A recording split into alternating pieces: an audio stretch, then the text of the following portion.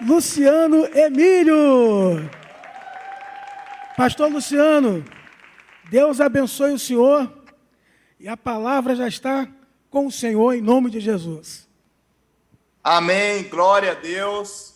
Eu quero aqui começar, dando um grande abraço para toda a igreja, louvar a Deus pela vida do nosso reverendo, pastora Cristina, todos os pastores, missionários e obreiros.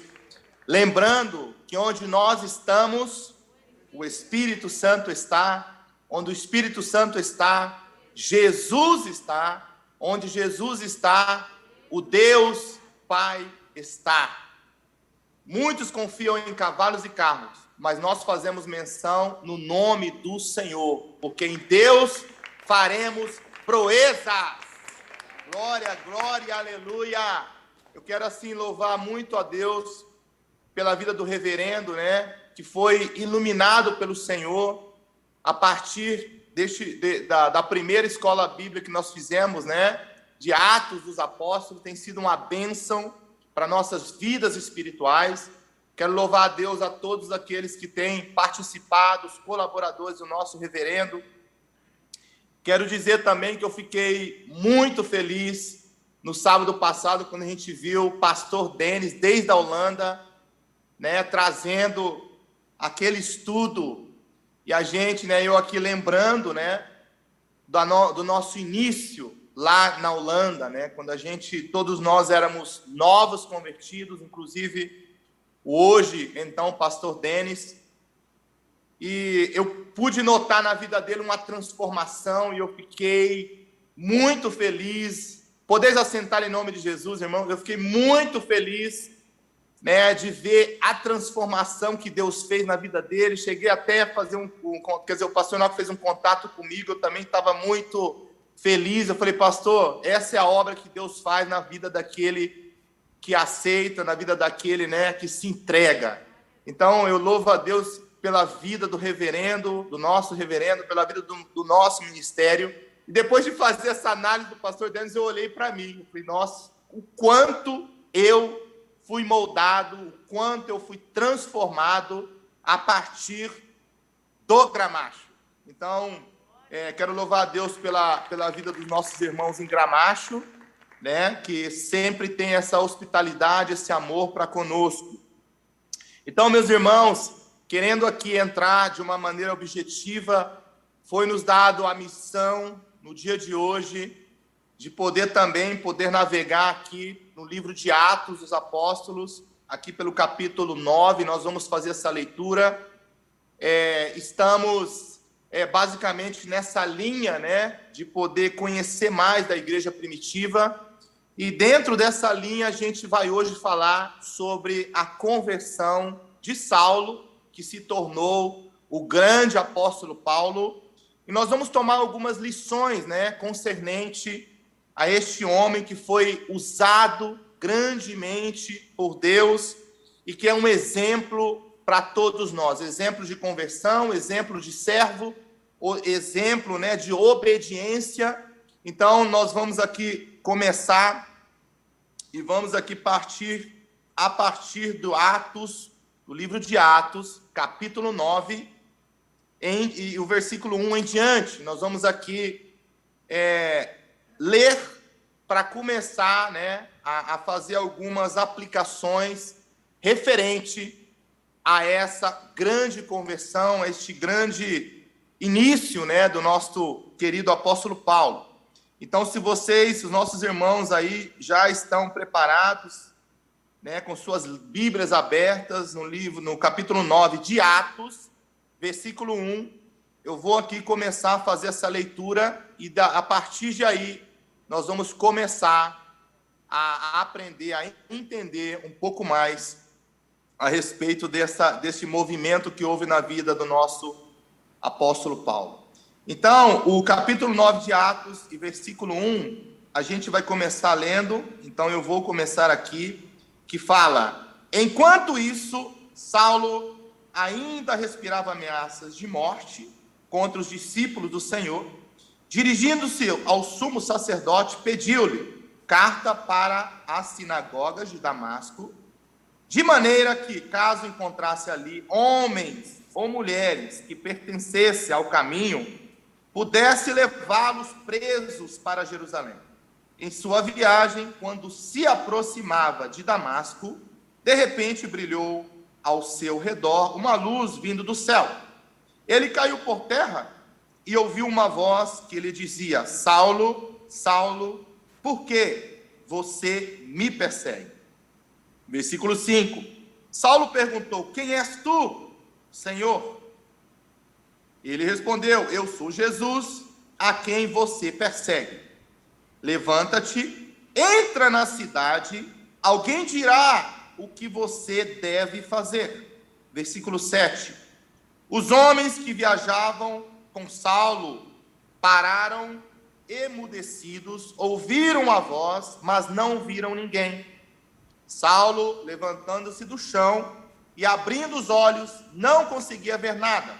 E os homens o levaram pela mão até Damasco. Por 3 dias ele esteve cego, não comeu nem bebeu. Versículo 10. Em Damasco havia um discípulo chamado Ananias. O Senhor o chamou numa visão. Ananias: eis-me aqui, Senhor, respondeu ele. O Senhor lhe disse: vá à casa de Judas, na rua chamada direita, pergunta por um homem de Tarso chamado Saulo. Ele está orando. Numa visão viu um homem chamado Ananias chegar, impor-lhe as mãos para que voltasse a ver. 13. Respondeu Ananias: Senhor, tenho ouvido muitas coisas a respeito deste homem e de todo o mal que ele tem feito aos teus santos em Jerusalém. Ele chegou aqui com autorização dos chefes do sacerdote para prender todos os que invocam o teu nome. 15. Mas o Senhor disse a Ananias: vá, este homem é meu instrumento escolhido para levar o meu nome perante os gentios, os seus reis, e perante o povo de Israel. Mostrarei a ele quanto deve sofrer pelo meu nome. 17. Então Ananias entrou na casa, pôs as mãos sobre Saulo e disse: irmão Saulo, o Senhor Jesus, que apareceu no caminho por onde você vinha, enviou-me para que você volte a ver e seja cheio do Espírito Santo. O versículo 18, imediatamente, algo como escamas caiu dos olhos de Saulo, ele passou a ver novamente. Levantando-se, foi batizado, e depois de comer, recuperou as forças. Saulo passou vários dias com os discípulos em Damasco. Logo começou a pregar nas sinagogas que Jesus é o Filho de Deus. Amém? Glória a Deus. Quando a gente olha para as Escrituras e vê esse acontecimento, não tem como não dar glória a Deus, porque essa conversão ela vai nos dar um exemplo de como devemos atuar a partir de Cristo. Então, fazendo um pouco da reflexão, Saulo, a Bíblia diz que ele estava ainda respirando, respirando ameaça contra os israelitas. Ele vai agora pedir ao sacerdote carta de autorização para prender os filhos de Israel.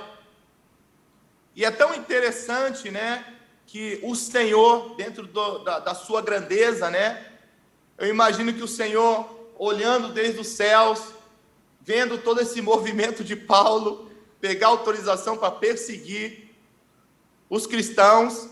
Então eu creio que o Senhor falou assim: deixa ele pegar a autorização dele, deixa ele fazer o que ele quer fazer, porque eu não vou autorizar, eu não autorizo.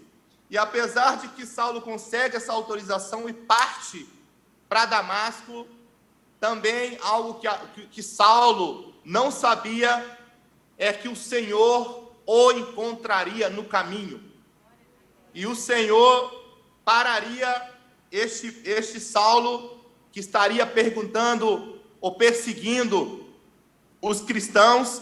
Então o Senhor, dentro da sua grandeza, disse: este homem eu vou tomar para a obra do Senhor, este homem eu vou trazer para que conheça as maravilhas do Senhor. Então, Saulo não tinha ideia do que aconteceria, mas o Senhor já tinha preparado a transformação dele, já tinha preparado o caminho dele.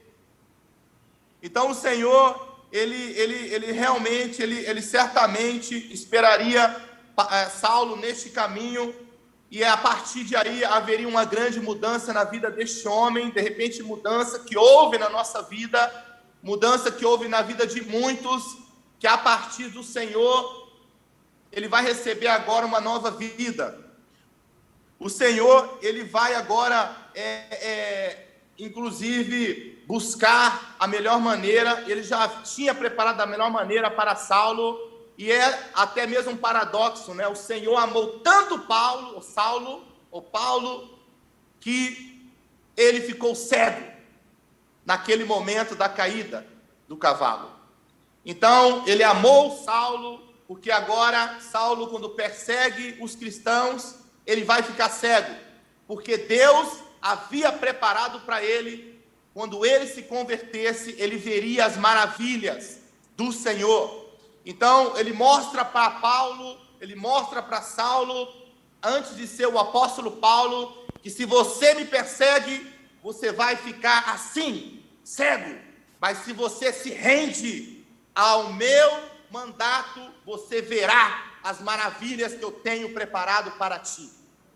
Então, ele acaba chocando com tudo isso, né? E eu sempre costumo dizer que aquela queda daquele cavalo foi uma das melhores coisas que aconteceu a Saulo antes de Cristo. Aquela queda revelou a Saulo o quanto ele estava errado, aquela queda revelou a ele o quanto ele era fraco perto do poder de Deus. Então, o Senhor chega na vida dele, o Senhor confronta ele, e ele tinha todo dentro do seu crescimento, né? Ele mesmo fala, ele cresceu no judaísmo, né? Ele aprendeu tudo que era, né, do judaísmo, aprendeu também da lei dos fariseus, mas agora ele vai chocar com Deus que é maior que ele. Ele vai chocar com Deus que agora vai parar e vai falar: Saulo, a partir de hoje o seu tempo acabou, né? A gente costuma dizer que o cinto apertou. Você não vai fazer mais nada do que você está acostumado a fazer, mas você vai seguir eu, Jesus, o Senhor.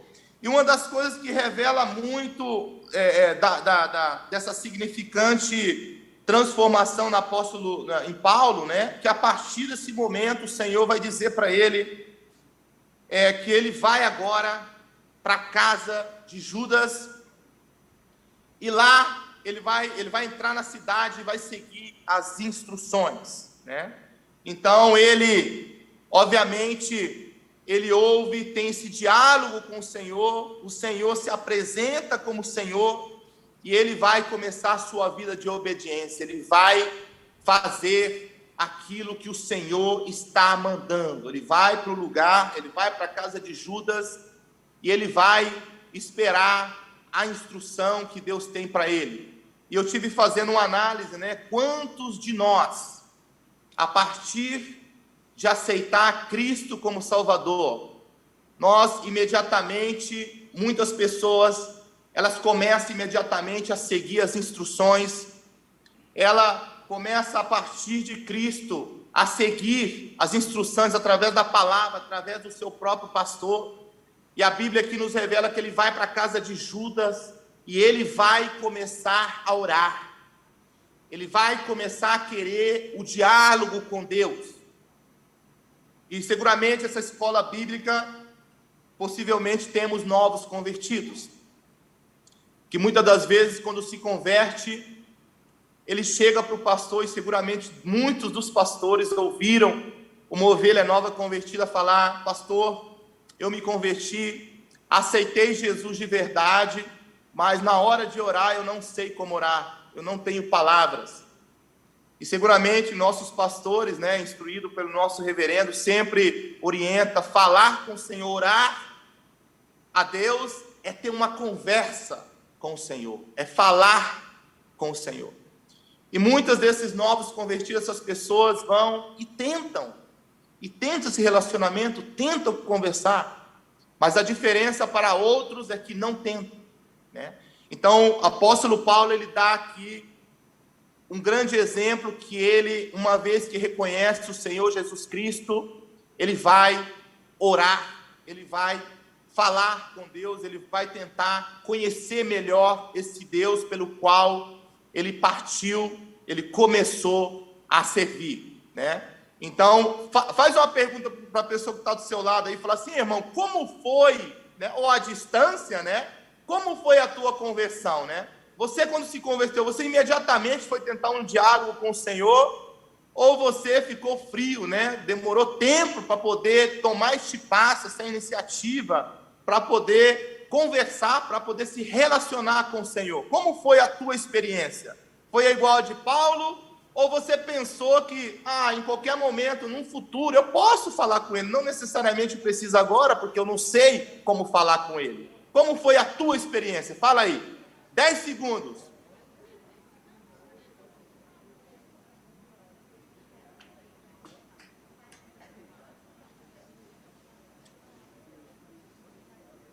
Perguntou aí? Sim ou não? Então ele é curado, vai agora para a casa de Judas e ele vai falar com Deus. Ele vai conhecer melhor, ele vai esperar pela instrução. Aí Deus também aparece a Ananias e vai falar, ter esse diálogo com Ananias. Ananias, você vai lá, você vai curar esse homem. Ananias vai falar para ele: Senhor, esse homem tem autorização para procurar os cristãos. E aí o Senhor vai confortar Ananias, vai falar: não, este homem eu tomei para fazer uma grande obra.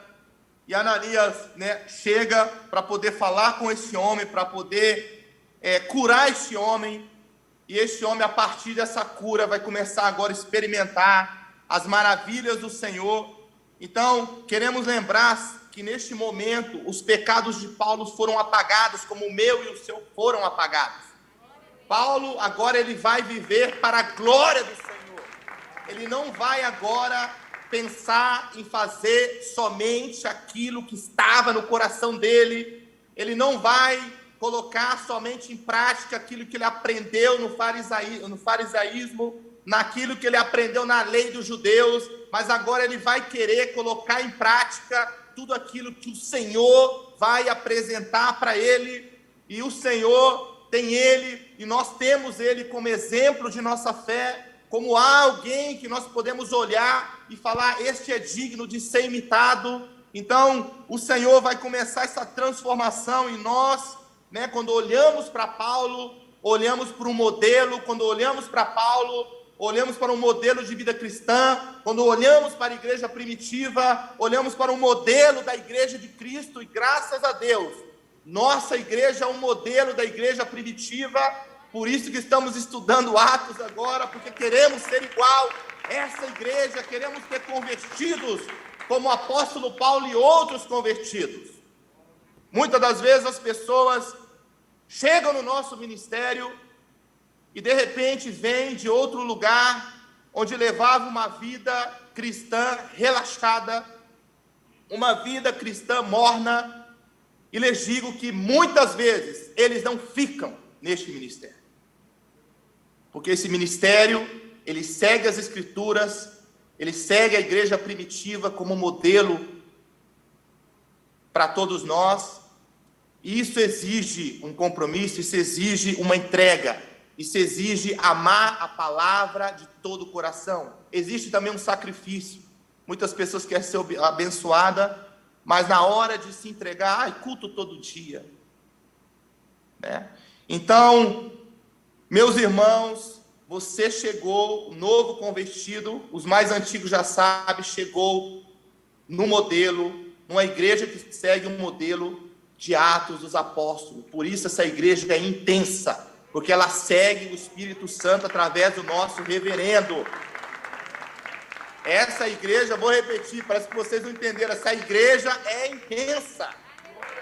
Nós somos abençoados, aonde nós chegamos, nós fazemos a diferença, porque nessa igreja tem palavra, porque nessa igreja tem oração.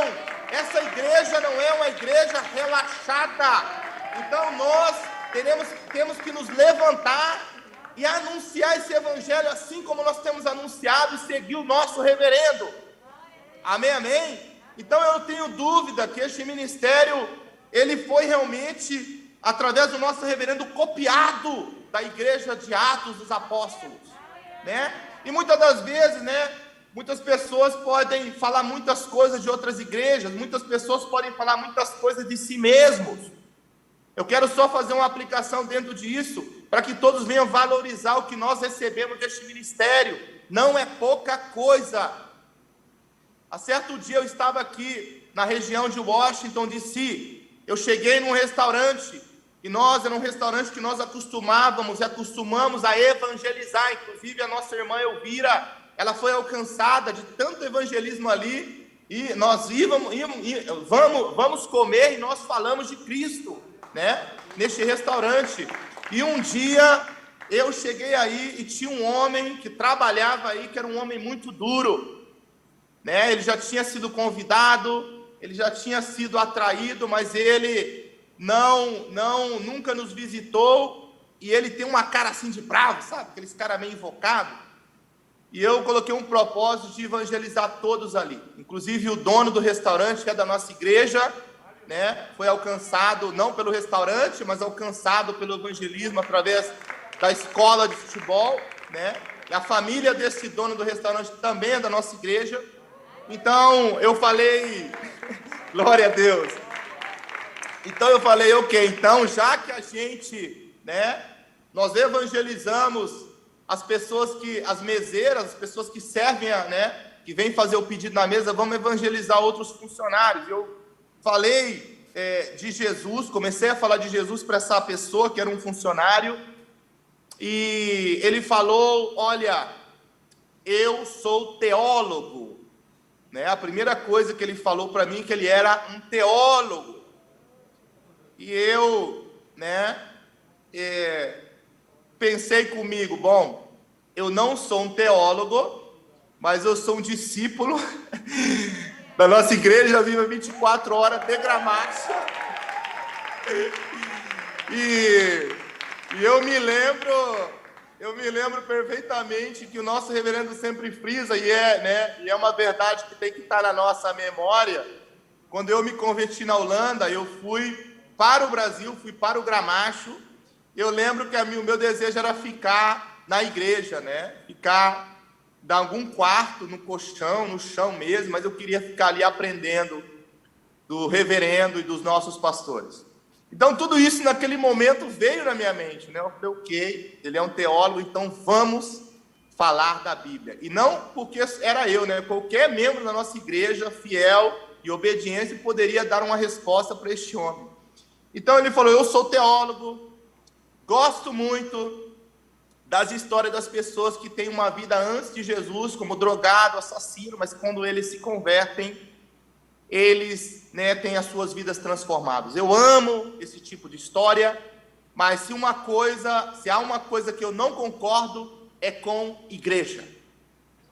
Então, quando ele falou isso, eu me arrepiei, e eu falei, meu Deus, né, e quero deixar aqui aclarado para você, meu irmão, o que você recebe neste ministério não é para você se intimidar, nem com teólogo, nem com professor de universidade, nem com patrão, nem com médico, nem com psicólogo, porque você tem a palavra, você tem a verdade. Não perca essa convicção, né? Quando você estiver em frente de um título, estiver em frente de uma pessoa que se diz tal. E eu lembro que eu falei para ele, meu amigo, eu também gosto dessa história das pessoas que são transformadas, porque aí se manifesta o poder de Deus, não é por convencimento humano, mas é por convencimento do Espírito Santo. Se você gosta desse tipo de história, e você conhece as Escrituras, e você é um teólogo, você deve conhecer muito bem a história do grande apóstolo Paulo, que era um perseguidor da igreja, mas o dia que ele se encontrou com o Senhor, ele foi transformado. E vou te lembrar, não sei se você lembra ou está familiarizado com a escola, com a Bíblia. Você se lembra que quando ele cai do cavalo, ele fica cego, mas ele vai para a casa de Judas e esperar Ananias, que vai curar essa cegueira. A partir de aí, Paulo não faz outra coisa senão que anunciar o evangelho e cuidar das igrejas de Cristo. Então, qual é o significado dessa conversão e dessa transformação, se depois disso você não vai anunciar o evangelho, você não vai fazer parte de uma igreja? E o que Paulo fez, e ele falou, quando eu falei de Paulo, ele falou, amo a história de Paulo. Então eu falei, então se você ama a história de Paulo, tudo o que ele fez depois de se converter foi anunciar o evangelho, cuidar das igrejas de Cristo. Quando ele não pôde cuidar, ele enviou cartas, e ele se preocupou com essa igreja, e ele cuidou dessas igrejas, porque Jesus Cristo diz que ele virá buscar a sua igreja. Então não existe cristianismo sem um ministério que prega a palavra, sem um ministério que evangeliza. E lembrei ele que o Senhor disse que ide por todo o mundo e pregar o evangelho de Cristo a toda criatura. E ele estabeleceu Pedro como o primeiro pastor da igreja. E ele disse, Pedro, sobre ti estabelecerei essa igreja e as portas do inferno não prevalecerão contra ela. Então Deus, o nosso Senhor Jesus Cristo sempre falou de igreja. E agora você fala para mim que não está de acordo com essa igreja. Então não existe seguir a Cristo, não existe ser servo de Deus sem a igreja. O Senhor se manifesta ao seu povo, às pessoas que querem trazer para essa salvação através da igreja. Então eu tive que dar essa aula a uma pessoa que se dizia teólogo, e eu quero encorajar vocês aí, não se intimide por nada, né? Não se intimide por título, fale da verdadeira escritura, da verdadeira obra que Deus fez na tua vida, meu irmão. Em nome de Jesus Cristo, você tem recebido grandes coisas, nós temos recebido grandes coisas, para fazer a diferença onde nós estivermos, em nome de Jesus Cristo, amém, amém? Então, agora, o homem, Paulo, que era um religioso, agora ele vai ser um servo de Deus, vai ser um servo de Jesus. Ele vai deixar toda essa religiosidade de um lado para poder seguir um Deus que verdadeiramente salva. Ele esteve toda a sua vida enganado por uma religião, como muitos de nós tivemos enganados por essas religiões, mas agora descobrimos a verdade. Não se intimide por ninguém que pode, em um momento dado, de falar, o meu tataravô foi católico, o meu bisavô foi católico, o meu avô foi católico, o meu pai foi católico, eu vou morrer católico. Porque ele, o nosso querido Saulo, foi tudo isso, religioso desde a sua infância, mas chegou o dia que Deus provou para ele que havia algo maior, que havia algo melhor, né? Então, muitas das vezes nós somos muito fracos quando a pessoa mostra essa linha da posição que ele exerce ou da trajetória religiosa que ela exerce. Não há nada comparado ao poder do Espírito Santo. Quando Deus fala acabou, acabou. Não tem nada que pode impedir, que pode ser maior do que o poder de Deus. De repente você vê uma pessoa tão religiosa que talvez você já até parou de orar por ela. E isso não agrada a Deus em relação a nós mesmos. Como eu vou deixar de orar para a pessoa porque eu vejo que está muito difícil, né? Então eu vou orar para quem está mais fácil. Não! Né? O nosso Deus é um Deus impossível. Né? Ele pode nunca ter ouvido o Evangelho. E de repente a gente olha pessoas que viveu numa religião, nunca ouviu o Evangelho. De repente ele vai ouvir o Evangelho pela primeira vez pela tua boca. e talvez dessa vez vai ser a única vez que ele vai ouvir.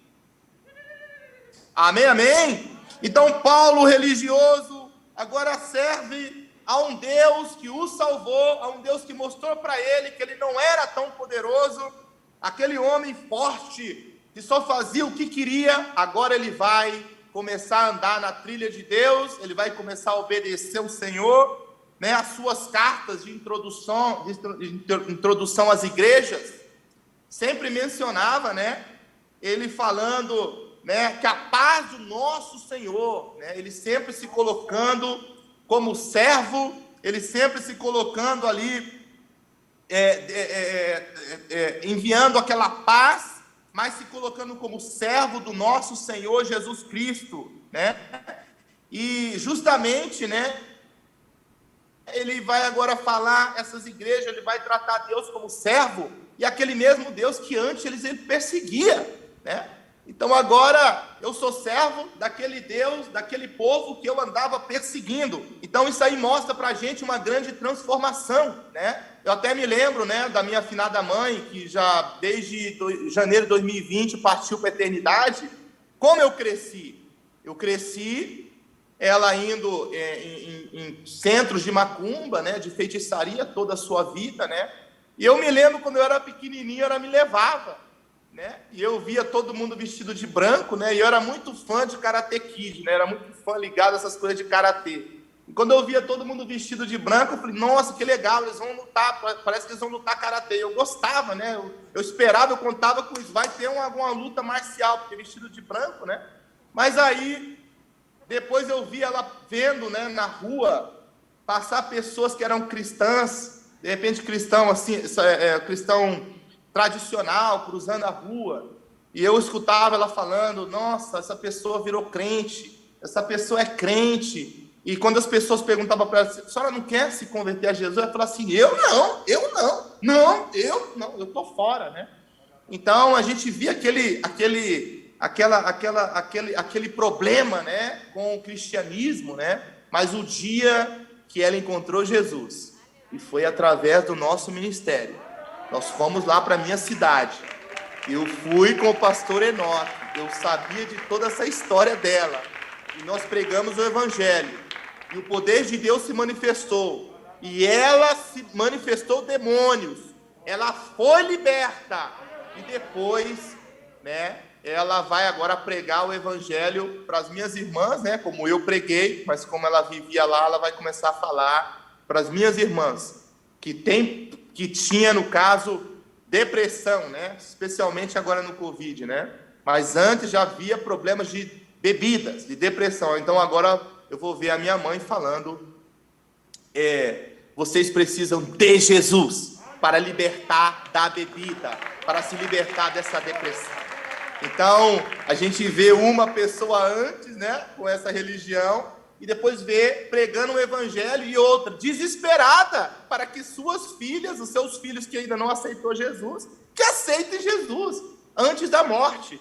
Então, fala assim para o teu irmão, meu irmão, e essas são as mudanças, é a transformação que o nosso Deus tem feito no nosso meio, né?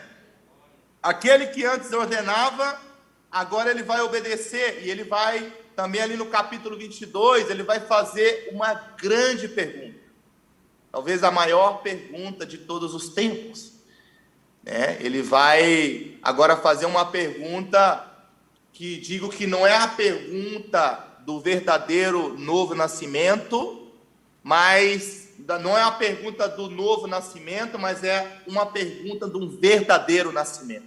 Ele vai perguntar o que é que eu devo fazer. Ali, né, em Atos capítulo 22. Então agora, ele vai agora se render, ele vai agora, com essa verdadeira conversão, dizer, eu estou, Senhor, em tuas mãos, diga-me o que eu tenho que fazer. Essa pergunta, ela vem revelar muitas coisas, né? Há muitas pessoas que aceitam a Cristo com a boca, mas têm sérios problemas quando é começado a colocar a sua direção, ou seja, leitura da palavra, fazer uma escola bíblica, fazer o discipulado. E lembrando aqui a minha história, o confronto com o suposto teólogo, eu lembro que se eu não tivesse aceitado a Jesus lá na Holanda, e eu não tivesse ido para dentro de um discipulado, lá na igreja sede, no Gramacho, eu não teria estrutura para enfrentar esse tipo de situação. Então, um verdadeiro convertido, ele vai perguntar para o seu pastor local o que é que eu devo fazer agora que eu tenho Cristo como Salvador. Então, meus queridos, esse é um grande sinal. Se você vê em alguma ovelha, alguma pessoa não vê esse tipo de atitude, se você vê a pessoa só querendo fazer aquilo que ela quer, só querendo ir na igreja, no culto, quando ela quer, só querendo fazer as suas próprias vontades, essa pessoa não atendendo as convocações, eu digo com tristeza, pode ser que essa pessoa ainda não se converteu, ainda não entendeu que o Senhor é o Senhor da vida dela. Ela ainda talvez esteja num processo, mas não podemos dizer, não podemos apostar fichas, e sim continuar orando por ela, instruindo ela, a fim de que ela possa entender que o Evangelho não é este tipo de situação, não é uma religião, não é um grupo de amigos que de repente se reúne para jogar bola, se reúne para algumas certas atividades, e que quando ela não está disposta, quando ela está cansada, ela vai falar assim: hoje não vou. O Evangelho de Cristo é muito mais que isso. Seguir a Cristo exige um sacrifício, exige fazer a vontade de Deus antes de fazer a minha vontade. Existe um esforço da nossa parte. Quantas vezes nós fazemos um esforço para outras coisas? Pessoas passam dias numa fila para poder entrar num show, ou numa final de uma Libertadores, né? Mas aí, você como filho de Deus, você como servo do Senhor, tem que se habituar, tem que se disciplinar a fazer esse esforço. Amém, amém? Então agora, o Senhor, ele vai agora mostrar para Paulo que a vida dele passada já não faz sentido, e ele entende isso, que agora o que vale é tudo que ele tem em Cristo. E aí nós vamos abrir aqui, muito rapidamente, no livro de Filipenses, capítulo 3, versículo 7, e nós amamos as Escrituras, nós servimos, a um Deus que ama. Nós pertencemos a uma igreja que ama as Escrituras. Então, abrindo aí em Filipenses capítulo 3, eu vou começar a ler a partir aqui do capítulo 3, e vamos ler aqui rapidamente o versículo 7, Aí um contexto que ele está falando antes, podemos até começar aqui no 4, Todos acharam? Filipenses 3, versículo 4, e vamos ler até o 7. Ele diz: embora eu mesmo tivesse razões para ter tal confiança. Se alguém pensa que tem razões para confiar na carne, eu ainda mais, circuncidado no 8º dia de vida, pertencente ao povo de Israel, à tribo de Benjamim, verdadeiro hebreu, quanto à lei, fariseu, quanto ao zelo, perseguidor da igreja, quanto à justiça que há na lei, irrepreensível, mas o que para mim era lucro, repete comigo, para mim o que era lucro, mas o que para mim era lucro, passei a considerar como perda. Então, ele agora entende que tudo aquilo que para ele era importante, tudo aquilo que para ele era lucro, agora ele vai considerar tudo isso como perca. E nos ensina muito, porque quando a gente olha para o passado dele, gente, isso era tudo que ele tinha, Ele não era culpado de ser assim. Era tudo que ele tinha, era tudo o que ele conhecia. Esse era o Paulo, né, que existiu desde o seu nascimento. Mas agora, ele sendo revelado a ele, o Senhor, que era o verdadeiro Senhor, que era e que é o verdadeiro Senhor, que é o único Deus, então ele vai fazer uma análise, ele vai fazer uma comparação do que ele tinha e do que ele tem agora em Cristo Jesus, e ele vai falar que tudo aquilo que ele sempre teve era uma perca, não era nada, não significava nada perto do que ele tinha. Então, uma breve aplicação também para nossas vidas. Muitas das vezes nós vemos de uma religião, nós vemos de uma incredulidade, a gente vem de ser ateu, muitas pessoas, né? Está aí o missionário Raiman, né? Ele vem de ser ateu ou vem de diversas religiões. E uma vez que nós encontramos a Cristo através deste ministério, nós devemos também fazer essa análise, né? De que tudo aquilo que houve na nossa vida, nós devemos considerar como perca. Não só perca de aprender algo que nós hoje sabemos, entendemos em Cristo, que não serve para nada, só serve para nossa própria confusão, só serviu para nos afastar do verdadeiro Deus.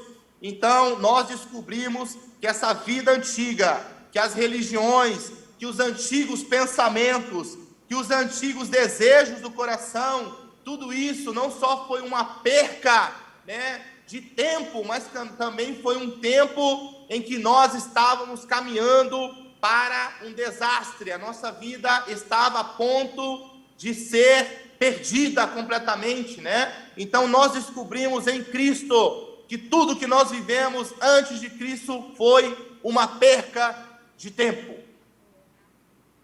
Por isso, muitas das vezes, quando a gente entende que Jesus é o nosso Senhor, a gente quer abraçar, a gente quer ser intenso, porque a gente considera que tudo aquilo que a gente viveu foi uma perca de tempo, mas que agora eu posso passar muito mais tempo com o verdadeiro Deus.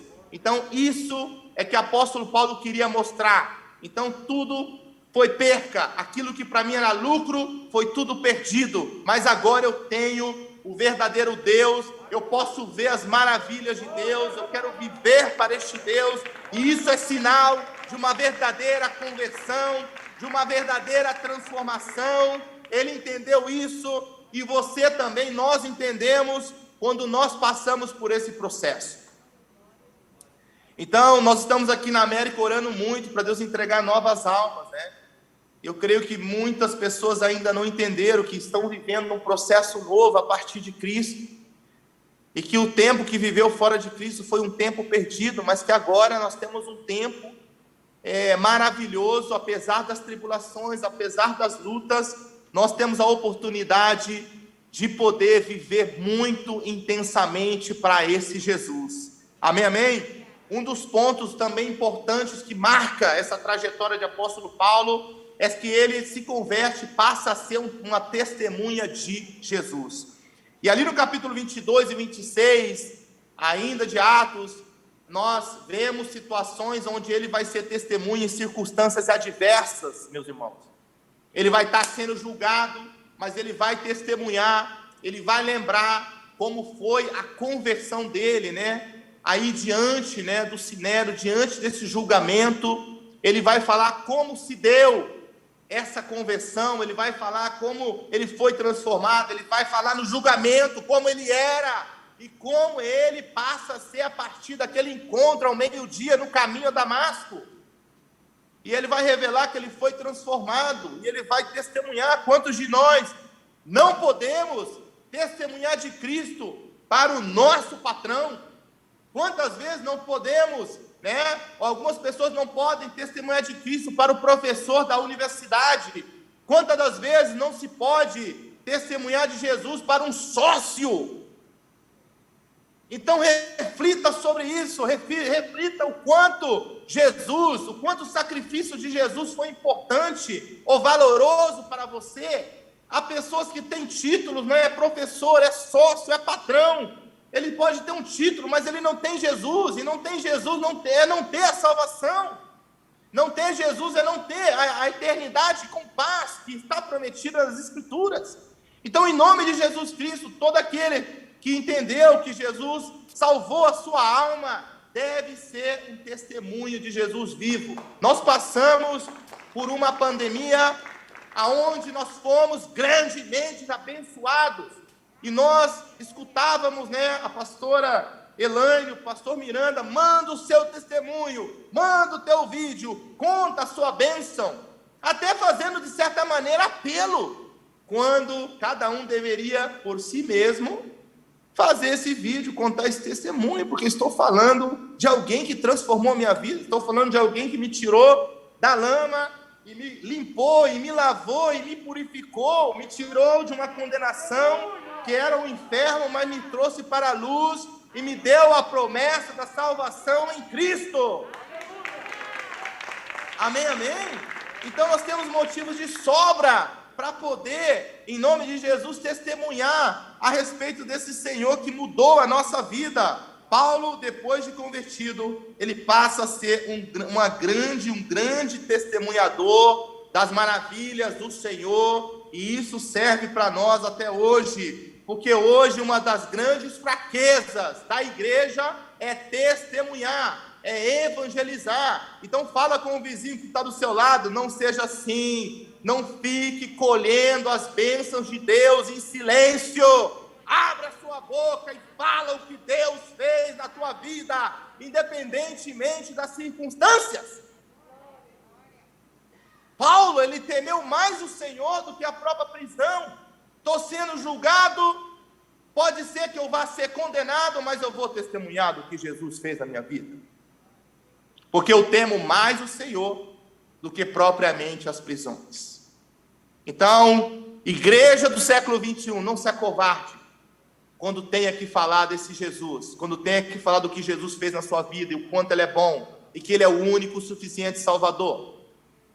Encontrar um católico, começa. Eu fui batizado na igreja católica, e muitas das vezes eu tive que começar o evangelismo falando do meu batismo católico.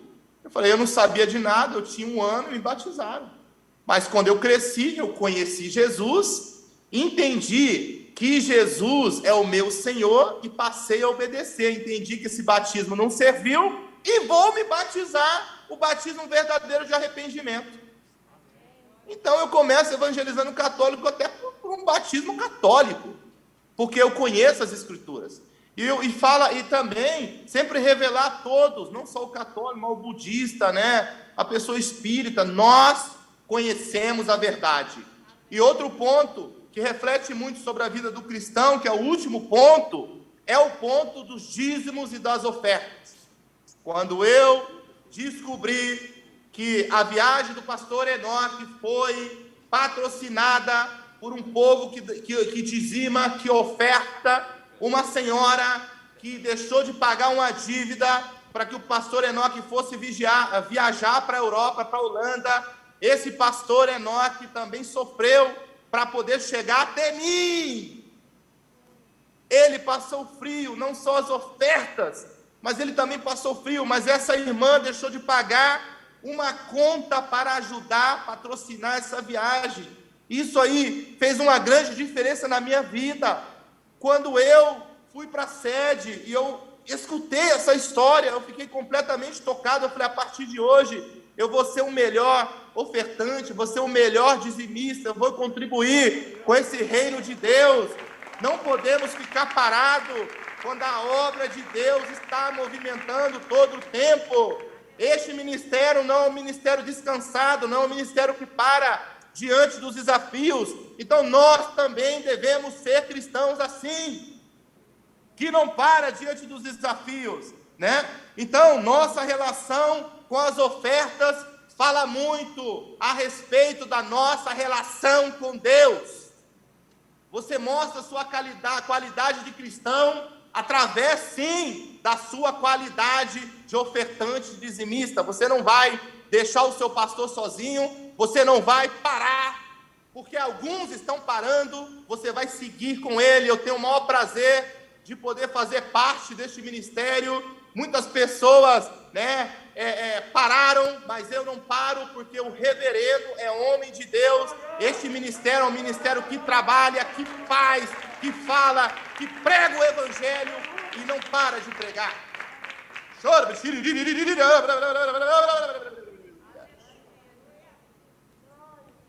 E um ponto muito importante,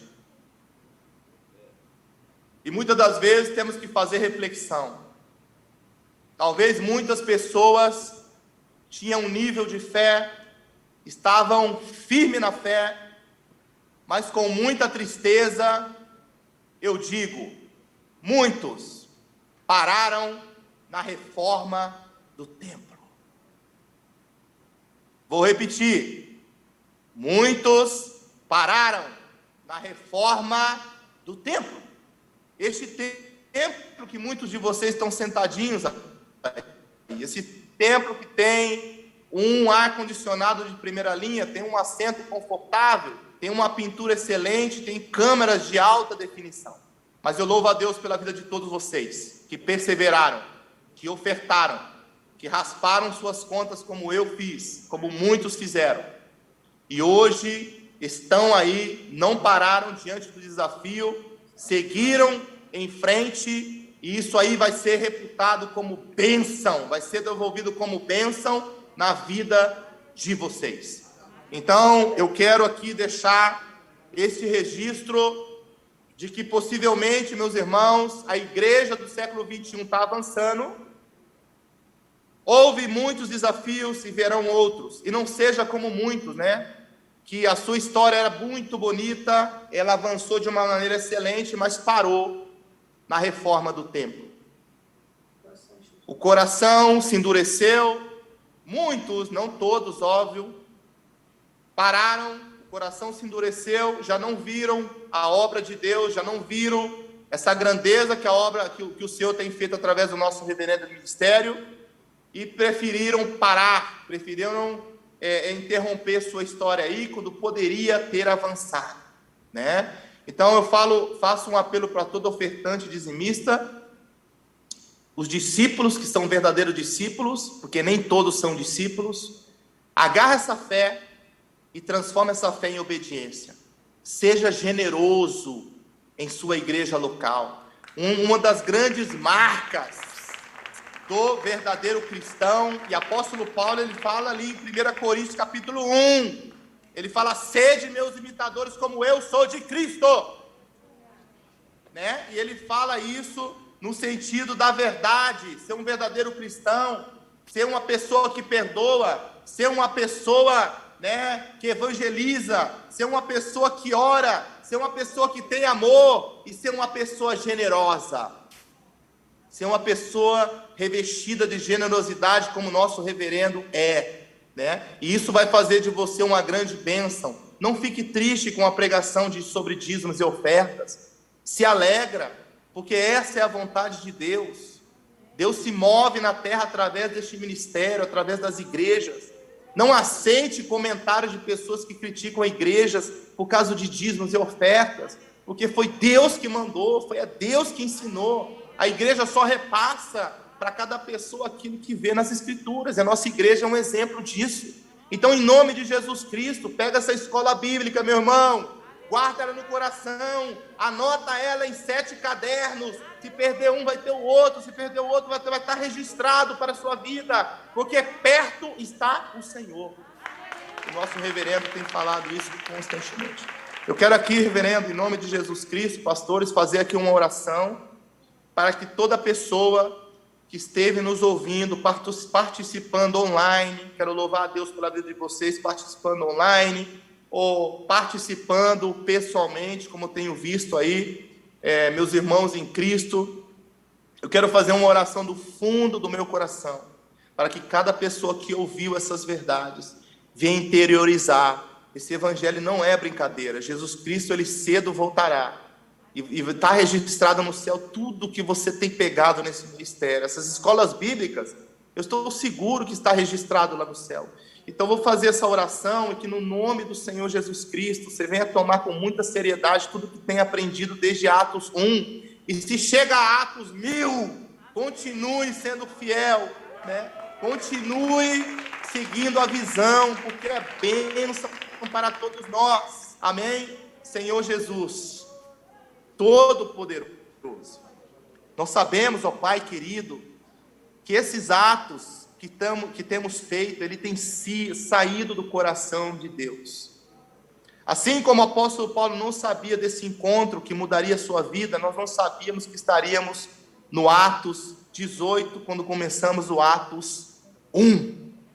O Senhor nos encheu de toda a tua graça, do conhecimento, mas eu quero do fundo do meu coração pedir que cada pessoa que ouviu, que tem ouvido, que tem participado em Atos dos Apóstolos, seja presencialmente, seja online, ele venha interiorizar, ele venha crescer, ele venha colocar em prática tudo que tem recebido aqui, Senhor. Em nome de Jesus, que não sejam simplesmente palavras lançadas ao vento, mas que sejam palavras que venham cair em corações e que venham produzir frutos desse ensinamento. Então, em nome do Pai, do Filho e do Espírito Santo, assim eu oro e que assim seja, para a honra e para a glória do teu nome. Em nome de Jesus Cristo. Quero louvar a Deus uma vez mais pela vida do nosso reverendo, pastora Cristina, pastores, a igreja e todos vocês, né? Pastor Evandro, Shalom Adonai, reverendo, um grande beijo. Glória a Deus, pastor. Nós também queremos louvar a Deus pela sua vida. Queremos louvar a Deus